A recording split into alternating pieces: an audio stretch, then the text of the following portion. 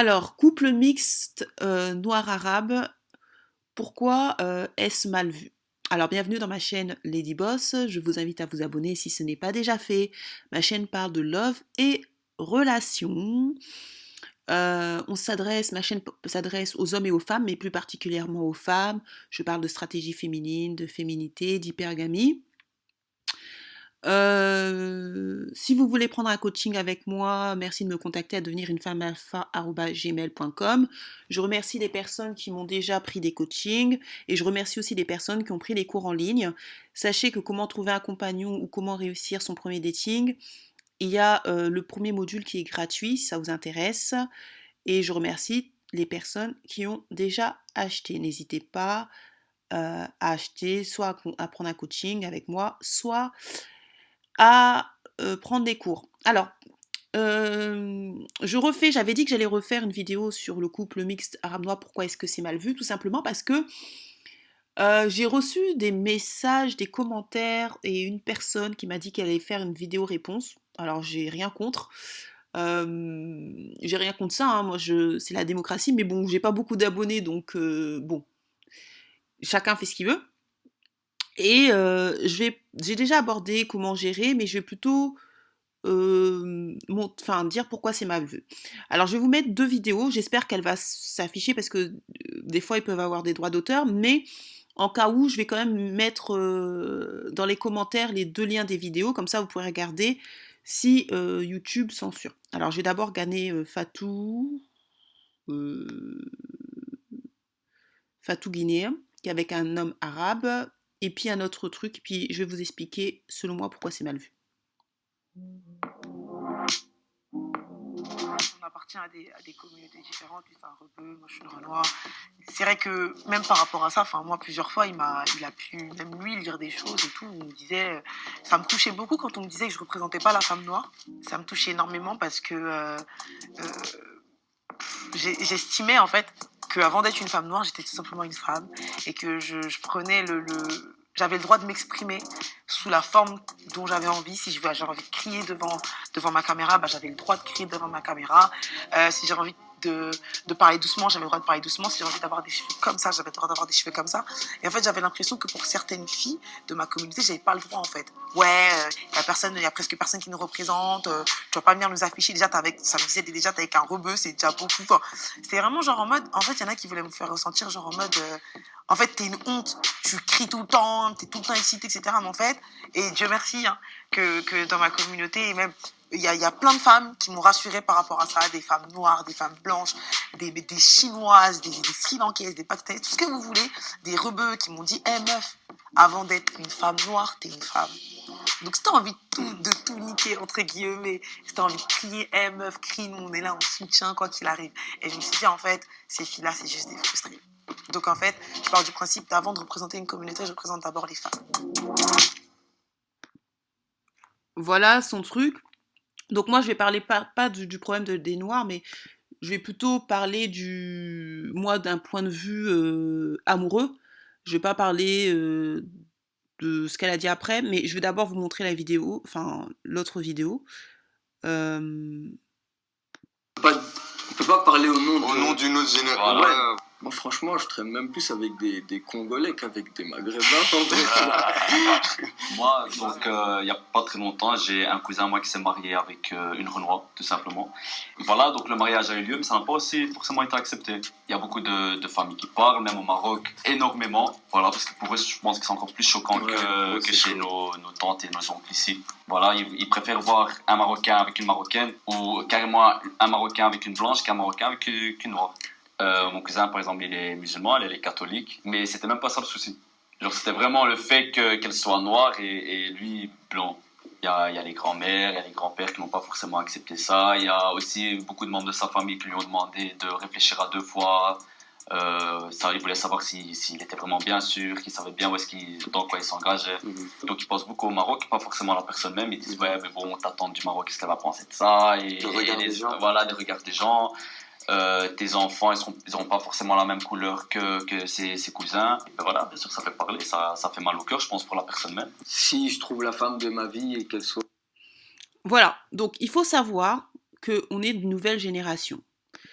Je sais que le métissage n'est pas quelque chose d'aimé pour beaucoup de gens, hein, et que personne n'aime se dissoudre, mais il faut, euh, il faut prendre en considération que c'est notre temps et je suis ni contre ni pour ni contre le métissage, hein. Je ne rentrerai pas dans ces débats tout simplement parce que les gens font ce qu'ils veulent, hein.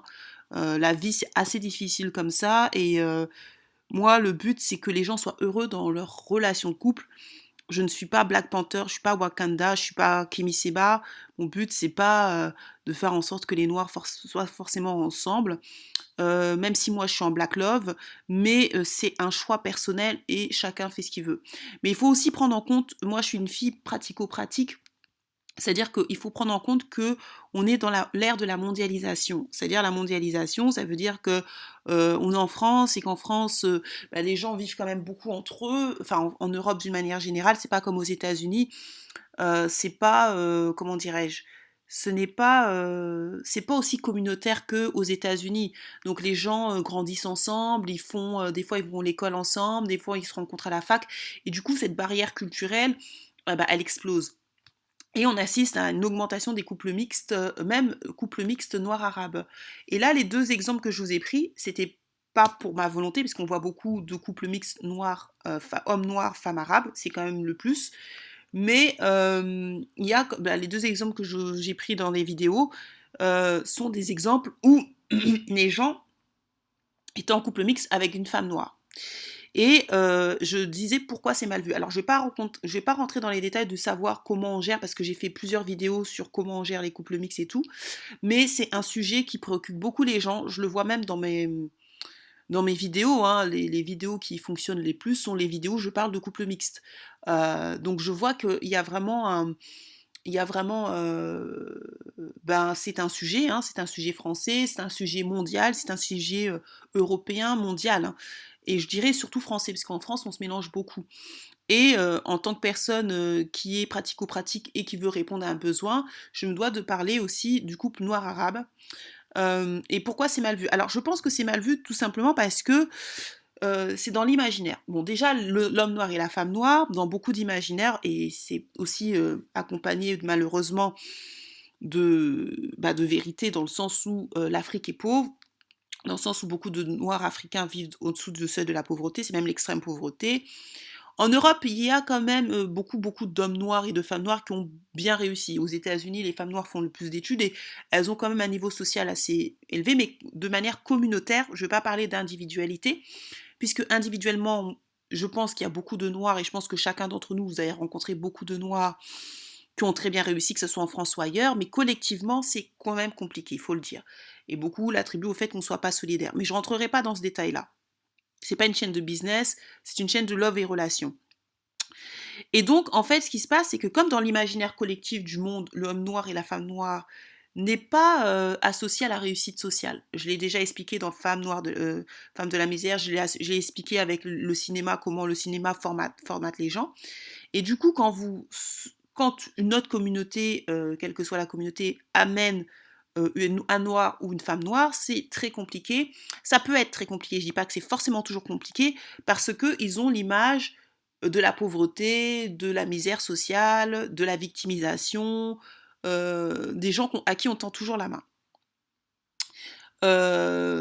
Donc, comme le blanc, l'Occident, c'est le peuple qui réussit mieux financièrement, hein, je parle pas financièrement, beaucoup de gens, quelle que soit la culture, préféreront toujours que que ça soit un chinois, que ça soit un arabe, que ça soit un noir. Le blanc, c'est comme la réussite sociale absolue. C'est-à-dire que dans beaucoup de communautés, on préférera toujours qu'on ramène une personne blanche. Ce sera toujours mieux vu qu'on ramène une personne blanche qu'une personne noire. D'ailleurs, le garçon l'a dit, hein. J'espère que ça ne sera pas coupé au montage, mais quand je vais mais il a dit, dans ma famille, ils auraient préféré qu'il se marie avec une femme blanche qu'avec une femme noire, parce que c'est l'image, et c'est pour ça que c'est mal vu. Alors, pourquoi c'est mal vu aussi du côté des noirs? Parce que, tout simplement, l'arabe, c'est pareil, c'est pas vu comme c'est pas vu comme réussite sociale, bien évidemment, sauf si vous vous mariez avec un Saoudien ou un Qatari ou des gens de Dubaï. Là, tout le monde sait qu'ils sont riches. Alors, je pense pas que tous ceux qui sont de Dubaï ou du Qatari ou de l'Arabie Saoudite ou des Saoudiens soient riches, mais en général, moi, je parle de ce que je maîtrise, et c'est vrai que les Arabes ou les Berbères euh, africains, c'est-à-dire les Maghrébins africains, sont pas riches. Enfin, ils n'ont pas la même richesse que le Qatari, le Moyen-Orient. Et donc, du coup, quand des Noirs se marient ou sont en couple avec un homme arabe ou une femme arabe, c'est comme, bah, pourquoi tu te mets avec eux, puisque ils vivent dans des quartiers comme nous, voilà, ils galèrent comme nous, ils subissent de la discrimination comme nous. Quand on se marie, si vous voulez, avec un blanc, c'est quand même un symbole de réussite sociale.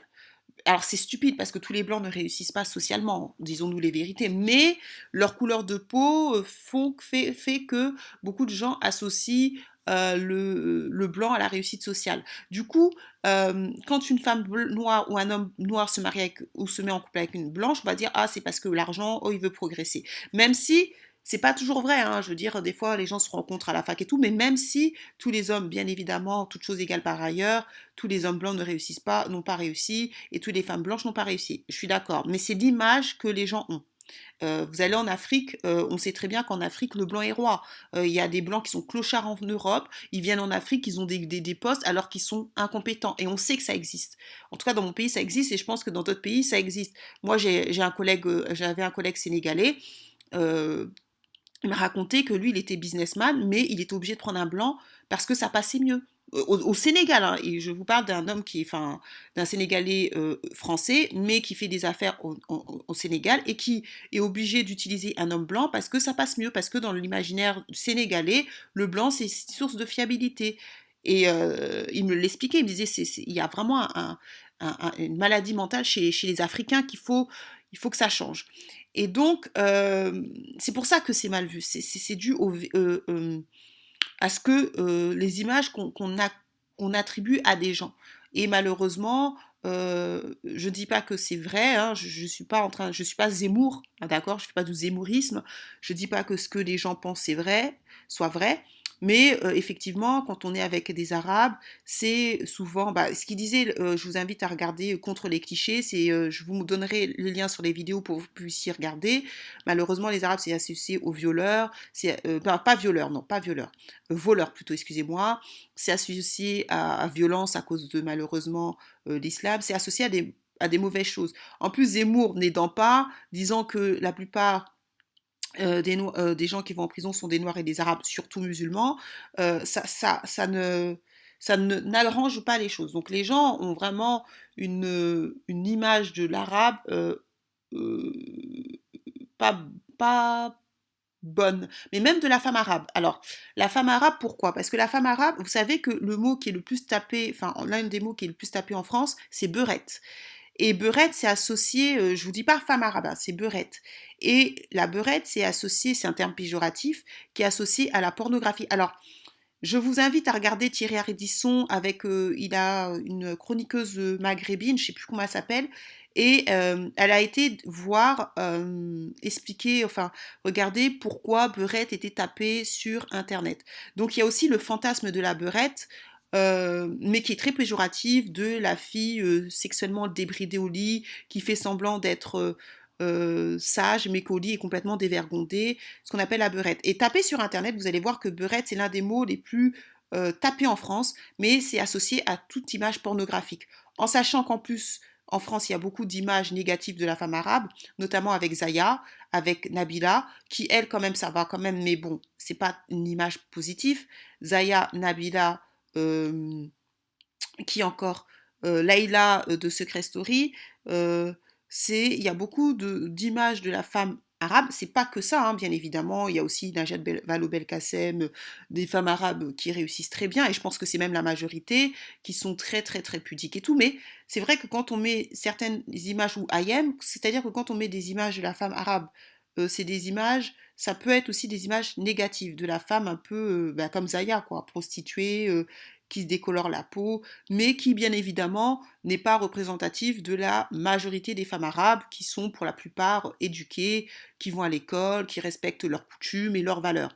Mais ces images ont un impact quand on sort avec une autre communauté, et ça joue aussi. De la même manière que nous sommes les Noirs, on est victimes de mauvaises images hein, dans la télé. Euh, Quoique les femmes noires, je trouve qu'à la télé, regardez bien, même si on est peu représenté, c'est beaucoup d'intellectuels. Rokhaya Diallo, Absatoussi, c'est quand même une femme qui a fait enfin, elle n'a pas fait d'études, mais elle est quand même entrepreneur. Euh, Fatou Diom qui passe à la télé, elle est écrivaine. Donc je trouve quand même que c'est vrai que nous ne sommes pas beaucoup représentés en Europe, enfin en France, mais regardez bien, quand même les femmes noires qui passent à la télé sont quand même souvent des intellectuels. Même Ramayad, on peut la critiquer, on peut dire tout ce qu'on veut, que c'est une vendue, tout ça, mais c'est quand même une femme intellectuelle, elle a fait Sciences Po, elle n'est pas stupide. Christiane Taubira, je crois qu'elle a fait un doctorat, je ne sais pas si c'est vrai, mais elle a fait un doctorat, donc elle n'est pas stupide. Vous voyez, les femmes noires qu'on met quand même, des femmes noires qu'on met à la télé, même s'il n'y en a pas énormément, sont quand même des femmes intellectuelles quand même, disons-nous les vérités. Après, elles souffrent d'un problème de solitude, parce que beaucoup d'entre elles ne sont pas mariées. Ça, c'est un autre problème que je ferai une vidéo pour expliquer pourquoi, selon moi. Mais disons-nous les vérités, je trouve que quand même en Europe, en France, les femmes noires qu'on met à la télé sont quand même des femmes intelligentes, des femmes qui ont étudié. Même Christine Kelly, c'est une journaliste hors pair, elle a été directrice au CSA. Donc c'est quand même des femmes, même Audrey Pulvar, c'est une journaliste, voilà, c'est quand même des femmes qui travaillent quoi. Et du coup, quand on s'associe, quand un noir s'associe avec un arabe, que ça soit une femme noire ou un homme noir, les gens ne comprennent pas parce qu'ils se disent mais attends, le gars, voilà, ils sont pas mieux que nous, ils n'ont pas beaucoup d'argent. Sauf, comme je vous dis, si vous prenez un Saoudien, un Qatari, un mec du Moyen-Orient, là, les gens, ils sont milliardaires. Mais si vous prenez un Maghrébin, les gens, ils vont pas comprendre. Ils disent, mais ils ont grandi dans les quartiers et tout. Or, le truc, c'est que justement, parce qu'ils ont grandi dans le même environnement, ils ont plus ou moins, enfin, bien évidemment, toutes choses égales par ailleurs, mais ils ont quand même des réalités communes. Même si c'est vrai qu'être un noir, c'est pas être un arabe, mais ils ont des réalités communes. Et mais les gens se disent que c'est mal vu parce qu'ils se disent mais attends, c'est pas une réussite sociale.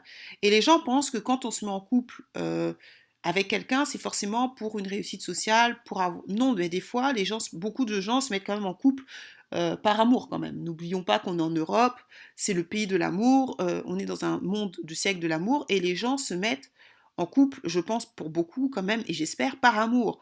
Et donc les gens ne comprennent pas bah, pourquoi tu aimes un homme arabe, pourquoi tu aimes une femme arabe, pourquoi tu aimes un homme noir, ou pourquoi tu aimes une femme noire, parce que les deux communautés, d'une manière générale, sont victimes d'une mauvaise image, que ce soit la communauté maghrébine, je vais préciser, ou la communauté noire. Donc ils se disent, mais pourquoi s'associer quand nous deux, quand ces deux communautés, ils ont une bonne image. Les gens se disent dans leur imaginaire collectif, si tu as une mauvaise image, essaye de t'associer, de te mettre en couple, de te marier avec des gens qui ont une bonne image, en l'occurrence l'homme blanc ou la femme blanche. Et c'est pour ça que c'est mal vu. Ajouter à cela, des fois, il peut y avoir des problèmes culturels comme dans tout, mais aussi des problèmes facteurs religieux qui font que, ben voilà, qui font que les gens